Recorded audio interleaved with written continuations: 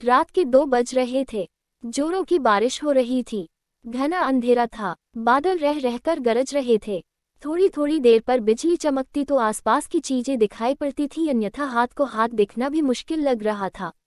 झारखंड के घाटशिला स्टेशन के बाहर रामदीन अपना ऑटो लगाए सवारी का इंतजार कर रहा था। रात के 2 बज रहे थे। जोरों की बारिश हो रही थी। घना अंधेरा था। बादल रह रहकर गरज रहे थे।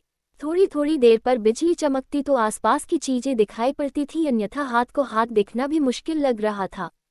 झारखंड के घाटशिला स्टेशन के बाहर रामदीन अपना ऑटो लगाए सवारी का इंतजार कर रहा था। रामदीन ने कहा कि रात का वक्त है, इसलिए वहां चलने पर 500 रुपये लूंगा, नहीं तो 2-4 घंटे इंतजार कर लीजिए, सुबह 100 रुपये में ले चलूंगा। लड़की बोली अभी 200 रुपये रखो, बाकी वहां पहुंच कर दूंगी, और ऑटो पर बैठ गई। रामदीन ने ऑटो बढ़ा दिया। करीब आधा घंटे बाद वह गंतव्य तक पहुंचा।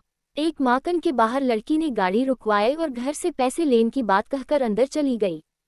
काफी देर तक वह नहीं लौटी तो रामदीन अकेले बैठे बैठे परेशान हो गया। उसने घर का दरवाजा खटखटाया। काफी देर बाद एक बूढ़े ने आंखें मलते हुए दरवाजा खोला। उसने पूछा, कौन हो तुम और इतनी रात को किस लिए आए हो? रामदीन बोला, जो मैं साहब थोड़ी देर पहले आई है, उन्होंने मेरा पूरा भाड़ा नहीं दिया है। बूढ़े ने आश्चर्य से उसकी ओर देखा। बोला, यहाँ तो कोई मैं साहब नहीं रहती, मैं अकेला रहता हूँ। रामदीन की नज़र एक फोटो पर पड़ी। उसने कहा, यही मेम साहब तो आई थी, उन्हें स्टेशन से लेकर आया हूँ। बूढ़े ने उसे आश्चर्य से देखा, फिर बोला, इस लड़की को मरे 8 साल हो गए।